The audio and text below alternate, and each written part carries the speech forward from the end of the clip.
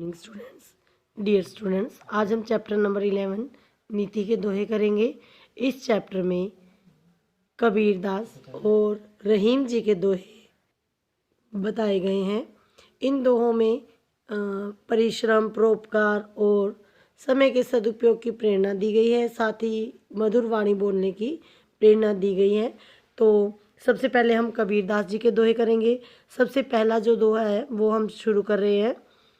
गुरु गोविंद दोऊ खड़े, काके लागो पाए, बलिहारी गुरु आपनो, गोविंद दियो बताए।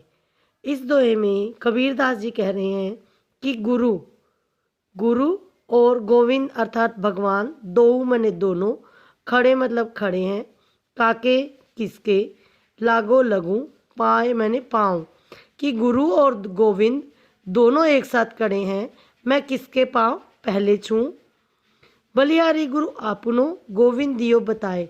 तब गोविंद मतलब ईश्वर, दिया मतलब बता दिया ईश्वर ने, तब ईश्वर ने बताया बलिहारी गुरु आपने, कि पहले अपने गुरु के आगे शीश नवाइए, उसके बाद ईश्वर को प्रणाम कीजिए। अर्थात इस दोहे में कबीरदास जी समझा रहे हैं कि गुरु का जो स्थान है वो ईश्वर से भी ऊंचा है, तो हमें अपने गुरुजनों का आदर करना चाहिए। नेक्स्ट जो है दोहा वो है, ऐसी बानी बोलिए मन का आपा खोए, ओरन को शीतल करे आपहु शीतल होए। इस दोहे में कबीरदास जी ने मीठे वचन बोलने की प्रेरणा दी है। इस दोहे में कबीरदास जी कह रहे हैं कि ऐसी बानी बोलिए, ऐसी बानी मतलब बोली, हमें ऐसी बोली बोलनी चाहिए मन का, यानी कि हमारे मन हृदय का, आपा मतलब घमंड, खोए मतलब नष्ट हो जाए। हमें इस प्रकार की बोली जो है बोलनी चाहिए जिससे कि हमारे मन का जो घमंड है वो सब दूर हो जाए, हमारे हृदय में जो घमंड है, जो अहंकार है वो नष्ट हो जाए। औरन को शीतल करे, जिसे सुनकर औरों को भी शांति प्रदान हो, आपो शीतल आए, और हम खुद भी शांति को महसूस करें। हमें इस प्रकार की बोली जो है बोलनी चाहिए। नेक्स्ट जो दोहा है उस दोहे में कबीरदास जी किसी भी निर्बल आदमी को न सताने की बात कह रहे हैं। तो दोहा हम पढ़ते हैं। दुर्बल को न सताइए, दुर्बल मतलब कमज़ोर व्यक्ति को हमें कभी भी सताना नहीं चाहिए। जांकी मने जिसकी, मोटी मतलब बड़ी, हाय मतलब उसके मुंह से जो हाय निकलती है, जो अपशब्द निकलते हैं वो बहुत बुरे होते हैं। इसमें कबीरदास जी कहते हैं, फिर से बता रही हूँ बेटा इस लाइन का, कि हमें कमज़ोर व्यक्ति को कभी भी नहीं सताना चाहिए। उसके मुंह से जो आह निकलती है वो बहुत ही बड़ी या असरकारक होती है। मुई खाल की सांस से श्वास सो सार भस्म हो जाए। जिस प्रकार मुई मतलब मरे हुए, खाल मतलब चमड़ी, यानी कि जिस प्रकार मरे हुए चमड़े की खाल से, खाल के श्वास से यानी उसकी हवा से सार भस्म हो जाए, लोहा भी नष्ट हो जाता है। ये जो लोहार होते हैं ना बेटा, वो धोकनी जो चलाते हैं तो वो मरे हुए जानवर के चमड़े की बनी हुई होती है, तो उसकी हवा से आग जो है तेज होती है और उस आग में जो है वो लोहा जो है वो गलाता है कुमार। इसलिए कहा गया है कि मरे हुए जानवर की खाल से लोहा भी भस्म हो जाता है। इसलिए हमें कमज़ोर आदमी को कभी भी सताना नहीं चाहिए, क्योंकि उसको सताने से उसकी जो आह निकलेगी वो हमारे लिए बहुत ही अनिष्टकारी हो सकती है। नेक्स्ट जो दोहा है उसमें बताया गया है कि ईश्वर जो है कण कण में निवास करते हैं। तो देखिए दोहा पढ़ रही हूँ मैं। कस्तूरी कुंडली बसे, मरग ढूंढे वन माही, ऐसे घटी घटी राम है दुनिया देखे नाही। कस्तूरी बेटा एक सुगंधित वस्तु है जो कुंडली अर्थात नाभि, बसे मतलब बसती है या रहती है, मृग मतलब हिरन, काला हिरन जो होता है उसे मृग कहा जाता है।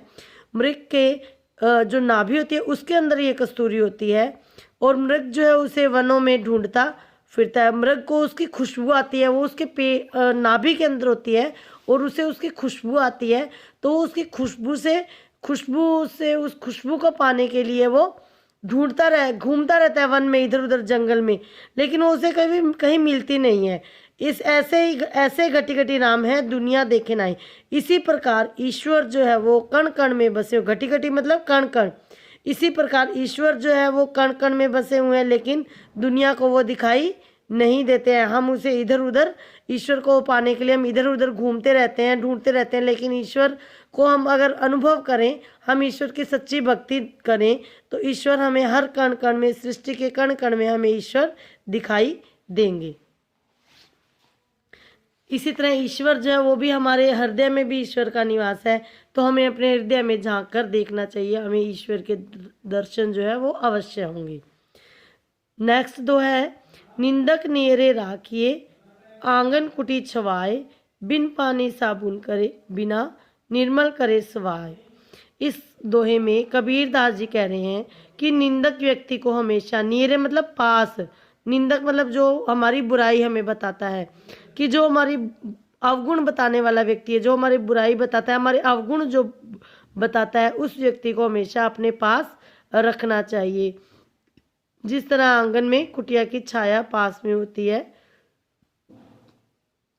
जिस तरह आंगन में कुटिया होती है, उसी तरह उसे अपने पास रखना चाहिए, क्योंकि बिना पानी और बिना साबुन के, बिन पानी साबुन बिना निर्मल करे सवाए, क्योंकि वो बिना पानी और बिना साबुन के, निर्मल मतलब स्वच्छ, करे मतलब करता है, सुवाए मतलब स्वभाव, कि वो हमारे स्वभाव में जो बुरी आते हैं उन्हें बिना किसी साबुन या बिना किसी बड़े हमारे उपाय के उसे दूर कर देता है। क्योंकि वो जब हमें हमारी बुराई बताता है तो हम उसे हमें अपनी बुराई जो है उसको सुधारने की कोशिश करेंगे। अगर बार बार हमें कोई एक चीज़ गलत आदत के लिए टोकेगा, तो इस प्रकार निंदक व्यक्ति को हमेशा अपने पास रखना चाहिए, न कि उससे चिढ़ना चाहिए या उसे बुरा बुला कभी भी नहीं कहना चाहिए।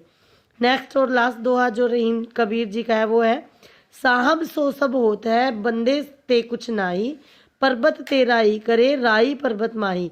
इस दोहे में कबीर दास जी कह रहे हैं कि ईश्वर जो है वो उनके लिए सब संभव है। साहब यहाँ ईश्वर को कहा गया है, ईश्वर जो है वही सब कुछ करते हैं, बंदे ते कुछ नाई, मनुष्य कुछ भी नहीं कर सकता। ईश्वर चाहे तो राई बेटा बहुत छोटी होती है, सरसों के दाने से भी छोटी, अगर ईश्वर चाहे तो वो राई को पर्वत बना सकते हैं और पर्वत को क्षण भर में राई बना सकते हैं। इसलिए हमें ईश्वर पर विश्वास रखना चाहिए। ये हमारे हो गए हैं कबीर जी के दोहे। इनमें से जो सर्कल किए हुए वर्ड हैं वो आपको वर्ड मीनिंग करने हैं। उसके वर्ड मीनिंग मैं आपको जो वॉइस मैसेज है उसमें बोलकर सेंड करूँगी बेटा। आप लोगों को अपने आप से लिखने हैं, और ये सरलार्थ भी इन दोहों के आपको अपने आप से लिखने हैं। जिस प्रकार मैंने बोला है आपको इसी प्रकार से लिखने हैं। ओके, ये दोनों लाइनें लिख लेनी है और इनके नीचे इनका अर्थ जिस प्रकार से मैंने समझाया उस प्रकार से आपको ये अर्थ कर लेना है। Stay home stay safe. फिर भी कुछ समझ में नहीं आए बेटा तो आप लोग मुझसे पूछ सकते हैं कॉल करके।